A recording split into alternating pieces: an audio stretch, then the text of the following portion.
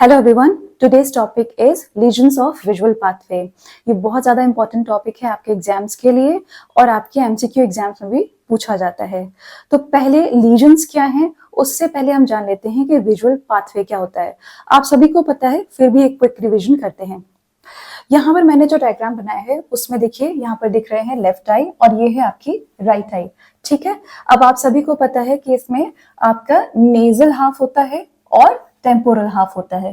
ठीक है, हमने आई को दो हाफ में डिवाइड किया हुआ है और यहाँ पर आपके बाइपोलर सेल्स और गैंग्लियन सेल्स होते हैं रेटिना में, जहां से आपके एक्सॉन्स आते हैं थ्रू द ऑप्टिक नर्व, है ना। ऑप्टिक नर्व के जो फाइबर्स होते हैं वहां वो कहाँ जाते हैं, काइज्मा में। काइज्मा में क्या होता है, यहाँ पर क्रॉसिंग ओवर होती है नेजल फाइबर्स की और फिर आपका आता है optic tract, then comes your lateral geniculate body, then optic radiations and finally occipital cortex. अभी इसमें क्या है ना, जैसे मैंने कहा कि नेजल फाइबर्स की क्रॉसिंग होती है और आप यहाँ देख रहे हैं बहुत सारे कलर्स आपको दिख रहे हैं, तो अभी इसमें इतना कंफ्यूज नहीं होना है, मैं आगे बताऊंगी कि हर कलर का मतलब क्या है।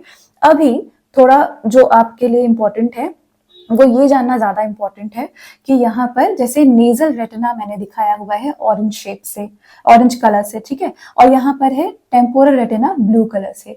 तो ये आपको बेसिक कंसेप्ट पता होना चाहिए कि जो नेजल रेटिना है वो अगर डैमेज होता है तो आपकी टेम्पोरल फील्ड चली जाती है, और अगर टेम्पोरल हाफ ऑफ रेटिना में कोई प्रॉब्लम होती है, टेम्पोरल फाइबर्स में कुछ प्रॉब्लम होती है, तो आपकी नेजल हाफ ऑफ फील्ड जाती है। ऐसा क्यों होता है, क्योंकि आपकी जो आई होती है, जो आपका टेम्पोरल साइड से जो रेज आ रही होती हैं वो आपकी नेजल रेटिना पे पड़ती हैं, और जो नेजल साइड से जो भी रेज आ रही होती हैं वो आपके टेम्पोरल रेटिना पे पड़ती हैं।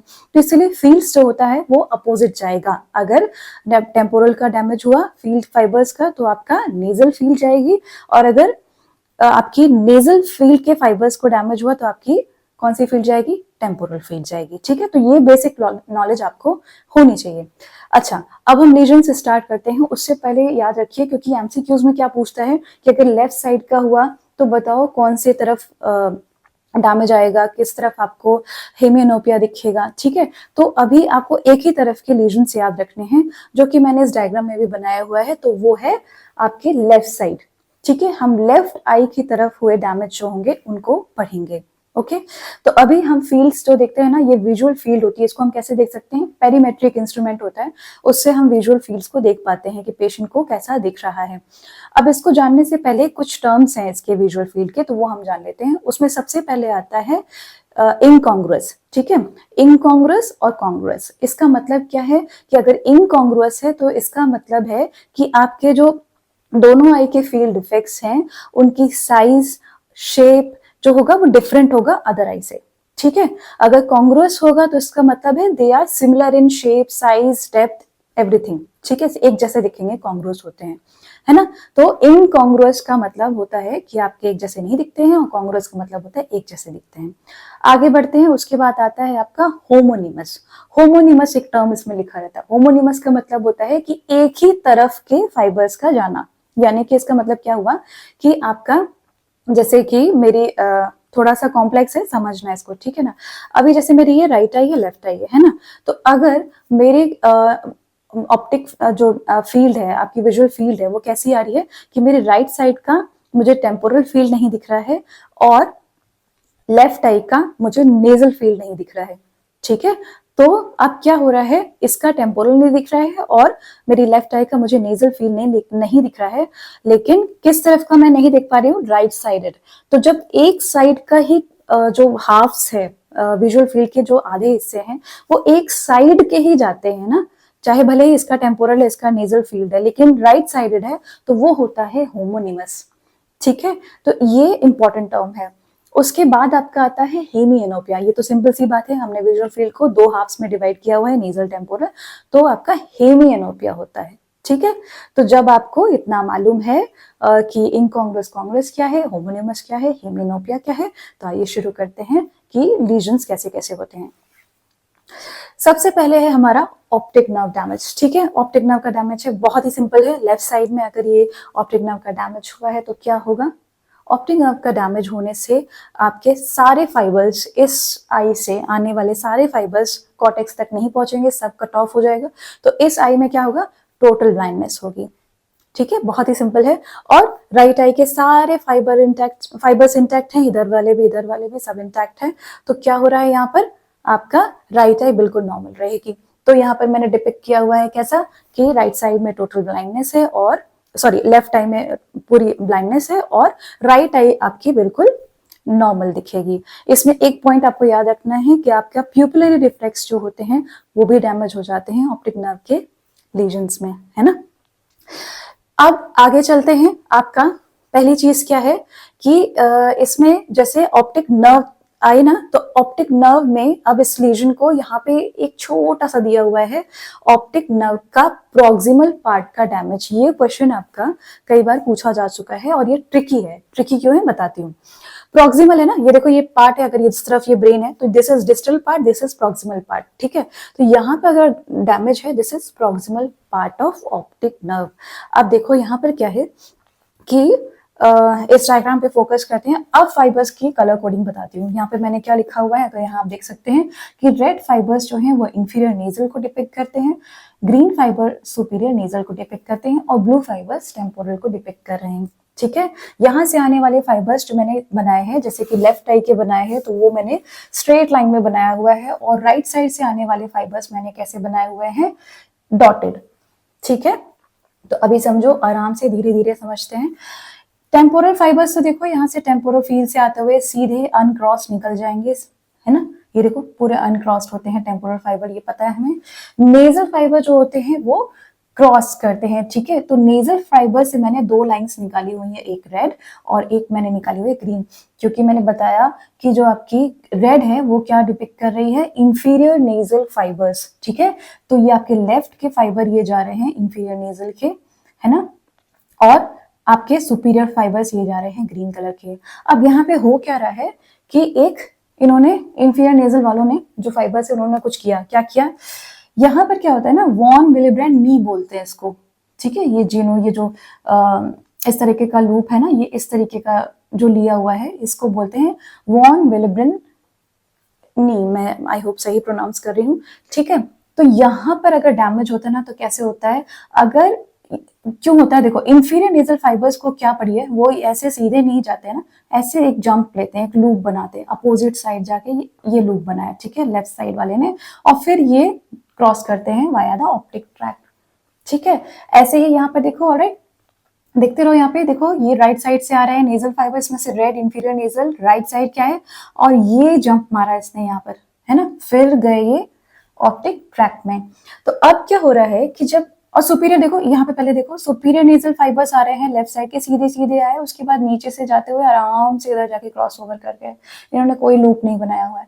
तो जब proximal part of optic nerve का डैमेज होता है ना, तब क्या होता है, देखो सबसे पहले तो टेम्पोरल फाइबर्स ये चले गए लेफ्ट साइड के, सुपीरियर नेजल फाइबर भी चले गए। ठीक है, ये देखो ये कट हो गया, और आपका कौन सा गया, ये देखो ये आपका जा रहा है इंफीरियर नेजल फाइबर, यहां से गए। ठीक है, और इंफीरियर नेजल फाइबर और किसका गया, देखो और किसका गया, इसका राइट साइड से आने वाला इंफीरियर नेजल फाइबर। तो अब एक बात, जब आपको पता है इंफीरियर नेजल जब आपकी होती है डैमेज होगी, तो हमेशा उल्टा प्रोजेक्शन होता है इनका, फाइबर्स का जो प्रोजेक्शन होता है वो दूसरी फील्ड का होता है, मतलब अपोजिट फील्ड का होता है। तो इंफीरियर है तो सुपीरियर, उल्टा कर दो उसका, नेजल है तो टेम्पोरल। तो अगर इंफीरियर नेजल फाइबर का डैमेज होगा ना, तो क्या होगा, सुपीरियर टेम्पोरल फील्ड का डिफेक्ट दिखेगा। ठीक है, और आपको कैसा दिखेगा, इसमें राइट साइड में दिखेगा, क्योंकि ये फाइबर किसके, राइट साइड के इंफीरियर नेजल फाइबर है। तो अभी देखो, ये इंपॉर्टेंट क्वेश्चन है, ये पूछा गया है। इस जो फिनोमिनन है इसको हम यहाँ पर देख पाएंगे।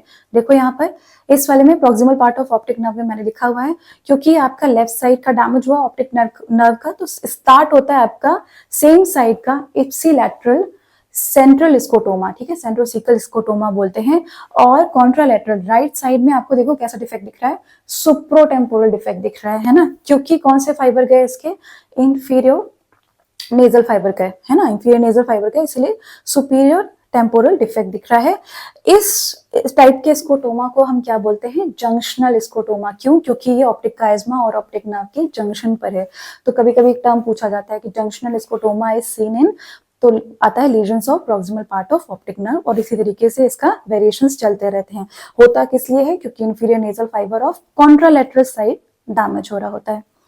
अच्छा, अब इसी को कॉम्प्लेक्स कर दिया है, कॉम्प्लेक्स किया या कुछ बुक्स में मैंने देखा तो उसमें ये भी बना हुआ है, एक आध जगह आया हुआ है क्वेश्चन में, तो कभी कंफ्यूज नहीं करना। मान लो जंक्शनल स्कोटोमा में आपको ऐसी पिक्चर नहीं दे रखी है ना, कभी कभी पिक्चर्स के क्वेश्चन आते हैं, तो आपको ऐसी पिक्चर भी बनी रहेगी। कैसे रहेगी कि सेम साइड की तो पूरी नर्व चली गई है ना, पूरी नर्व डैमेज है आपकी ऑप्टिक नर्व, और कॉन्ट्रालेटरल में हेमियोनोपिया। हेमियोनोपिया मतलब आपका एक साइड हाफ पूरा चला गया। कौन सा हाफ? टेम्पोरल हाफ चला गया।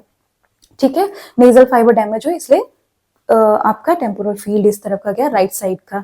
ठीक है, तो कॉन्ट्रालेटरल हेमियोनोपिया हुआ। अब ये चीज है जो कुछ बुक्स में दे रखी है, बट इंपॉर्टेंट क्या है आपका? जंक्शनल स्कोटोमा, जो अर्ली फीचर्स होता है आपके प्रॉक्सिमल ऑप्टिक नर्व के डैमेज में। ये आपका ट्रॉमा में देखा जा सकता है, या फिर ट्यूबरकुलम सेले के मेनिंजियोमा होते हैं उनमें भी देखा जा सकता है। चलो अब आगे बढ़ते हैं। अब हमारा टॉपिक क्या आया? Optic chiasma. ठीक है ना, optic chiasma is very very important. बहुत बार घुमा घुमा के इस पे क्वेश्चन पूछे गए हैं, उसमें सबसे ज्यादा क्या पूछा गया है, इसका एक रट लो। अगर बिल्कुल कुछ नहीं आता है ना, तो हमेशा के लिए याद करो, बाई टेम्पोरल हेमियोनोपिया। ये होता क्या है मैं सिखाती हूँ। देखो, काइज्मा का पता है ना कि क्या किया? काइज्मा जो होता है आपका, यहाँ से ये आपने थर्ड पॉइंट जो लिखा ना, यहाँ से मैंने कट कर दिया। ठीक है, यहाँ से काइज्मा जो होता है, यहाँ पे ट्रॉमा हुआ तो आपके कौन से फाइबर डैमेज होंगे? Only nasal fibres will be damage. चाहे वो लेफ्ट से आ रहे हो, ऐसे क्रॉस कर रहे हो, चाहे इंफीरियर हो चाहे सुपीरियर हो, सभी का क्रॉसिंग हो रहा है यहाँ से।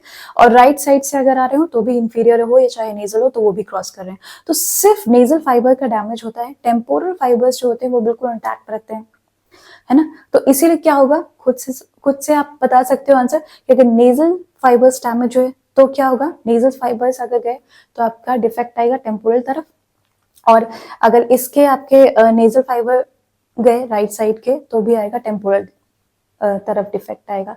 तो क्या होगा? किस तरीके की पिक्चर बनेगी? इस तरीके की पिक्चर बनेगी। बहुत कॉमन क्वेश्चंस हैं आपके इसमें। और bitemporal hemianopia is seen in, तो आंसर है ऑप्टिक काइज्मा। बिल्कुल याद कर लीजिए इस चीज को। ये पिक्चर मैंने बनाई है, ये एक नेजल फाइबर का अगर डैमेज होता है, काइज्मा पे क्रॉसिंग होती है तो ऐसा होता है, टेम्पोरल फाइबर इंटैक्ट रहते हैं।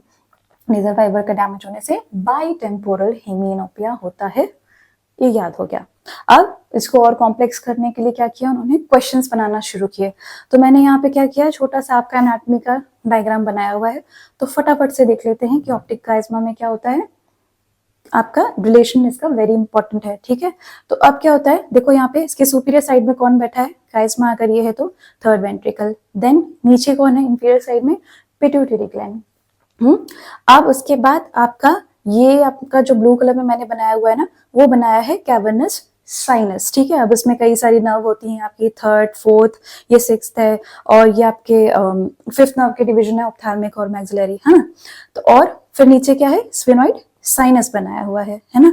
ये है इंटरनल कैरोटिड आर्टरी, और यहाँ पे भी है internal carotid artery.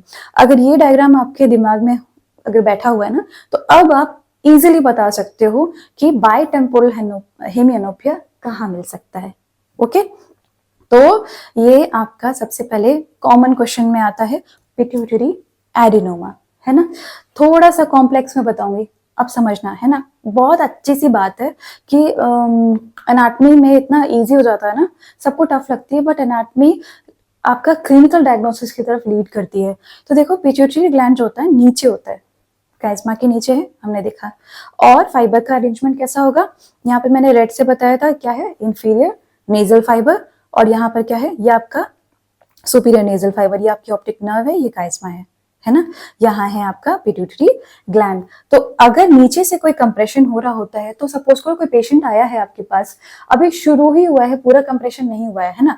By temporal हेमियोनोपिया तो दिखेगा ही दिखेगा, ठीक है ना, हमेशा ही दिखता है ये, लेकिन शुरू हुआ है अभी, स्टार्टिंग में ही आप पकड़ लोगे ना। आप अच्छे डॉक्टर तभी कहलाते हो जब आप अर्ली ट्रीटमेंट कर दो किसी डिजीज का, है ना, इतना ज्यादा प्रॉब्लम ना क्रिएट करे। तो थोड़ा सा कॉम्प्लेक्स किया इसको, तो क्या किया, इंफीरियर नेजल फाइबर्स का नीचे से कंप्रेशन होता है। तो मैंने क्या बताया, इंफीरियर नेजल का डिफेक्ट होने से कौन सी फील्ड चली जाएगी, सुप्रोटेम्पोरल, दोनों साइड की बाइलेटरल सुप्रोटेम्पोरल जो होती है वो आपकी जो फील्ड है उसमें डैमेज होगा। क्यों होगा, क्योंकि इंफीरियर नेजल का डिपिक्शन क्या आएगा, इंफीरियर का उल्टा सुपीरियर और नेजल का उल्टा टेम्पोरल। तो देखो इधर जाएगी, ये अर्ली पिट्यूटरी एडिनोमा में ये चेंजेस आएंगे, बाद में तो सब बाइटो टेम्पोरल हेमियोनोपिया हो ही जाते हैं। ऑलराइट, वापस से इसी डायग्राम में फोकस करते हैं। हमारा सेकंड क्या है, क्रेनियोफैरिंजियोमा। ये क्या होता है, थर्ड वेंट्रिकल से अराइज करता है, रात केस पाउच। तो अब ये करेगा, ऊपर से कंप्रेशन करेगा। तो अगर ऊपर से कंप्रेशन करेगा किसी चीज को तो क्या करेगा, सुपीरियर फाइबर्स को पहले डैमेज करेगा। तो जो सुपीरियर नेजल फाइबर्स होते हैं उनका डैमेज ज्यादा करता है, इसीलिए इसमें सुपीरियर का उल्टा हुआ इंफीरियर और नेजल का उल्टा हुआ टेम्पोरल, इसीलिए टेम्पोरल ही आएगा, लेकिन इंफीरियर टेम्पोरल डिफेक्ट्स पहले मिलेंगे इन केस ऑफ क्रेनियोफैरिंजियोमा, क्योंकि ये सुपीरियर नेजल फाइबर्स को ऊपर से कंप्रेस कर रहा होता है। ऑलराइट, बाद में eventually it leads to bitemporal hemianopia, जब ये ज्यादा बढ़ जाता है। अच्छा, अब एक बात इसमें लास्ट जो इसमें काइज्मा में दिया हुआ है, फोर्थ पॉइंट है कि अगर इसका दोनों तरफ से बायलैटरल लीजन हुआ है ऑप्टिक काइज्मा का, सिर्फ लैटरल साइड में, दोनों तरफ लैटरल साइड बस कट गई है नर्व, अगर ऐसा हो रहा है तो उसमें क्या होगा, बाय नेजल हेमियोनोपिया। क्यों बाय नेजल हेमियोनोपिया होगा, क्योंकि टेम्पोरल फाइबर का डैमेज हो रहा है। जब टेम्पोरल फाइबर का डैमेज हो रहा है दोनों तरफ से, टेम्पोरल क्या करेगी, आपकी नेजल फील्ड की तरफ प्रोजेक्शन है ना इसका, और सेम वैसे ही आपकी राइट साइड का भी कैसा है, आपका नेजल तरफ प्रोजेक्शन है। तो दोनों तरफ की जब नेजल फील जाती है तो उसको बोलते हैं बाई नेजल हेमियोनोपिया। तो बाइलेटरल लॉस होगा लेटरल ऑप्टिक काइज्मा में, तभी ऐसा होता है। तो वो कभी कभी ऐसा होता है ना कि थर्ड वेंट्रिकल जो होता है उसका डिस्टेंशन हो जाता है ऊपर से, जब दबाव बढ़ता है तब बाइलेटरल कंप्रेशन हो जाता है। तो ये एक क्वेश्चन आ सकता है।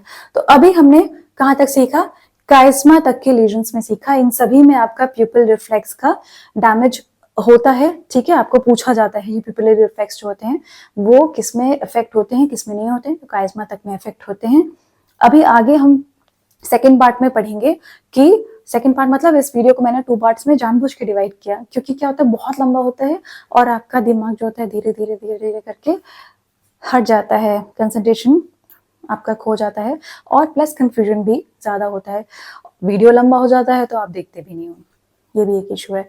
तो मैंने क्या किया है, ऑप्टिक काइज्मा तक पढ़ाया है ना। नेक्स्ट पार्ट में, सेकंड पार्ट में हम सीखेंगे ऑप्टिक ट्रैक के लीजन्स में क्या होता है, आपका लेटरल जेनिकुलेट बॉडी है उसका डैमेज होगा तो क्या होता है, ऑप्टिक रेडिएशंस और ऑसिपिटल कॉर्टेक्स का। क्योंकि ये सभी कॉम्प्लेक्स हैं, डिटेल वीडियो चाहिए इसके लिए, तो पहले आपको क्या करना है, इतने लीजन्स को याद कर लेना है, विजुअल पाथवे माइंड में बैठा लेना है, तब फिर नेक्स्ट पार्ट आपको ज्यादा इजिली समझ में आएगा, क्योंकि वो थोड़ा सा कॉम्प्लेक्स है। अभी तक के क्वेश्चंस और आंसर्स जो इस टॉपिक से पूछे जाएंगे, आई होप आप कर पाएंगे, इसको इजी होगा आपके लिए। कोई भी डाउट होगा तो आप मुझसे पूछ सकते हैं कमेंट्स में भी, इंस्टाग्राम पे भी। नेक्स्ट वीडियो के लिए थोड़ा सा वेट करें, और मुझे अच्छा लगता है जब आप सब्सक्राइब करते हैं और लाइक करते हैं, शेयर करते हैं। तो इस वीडियो को भी ज़्यादा से ज़्यादा शेयर करें, मेरे चैनल को सब्सक्राइब करें, और keep watching and keep studying. Thank you so much for today.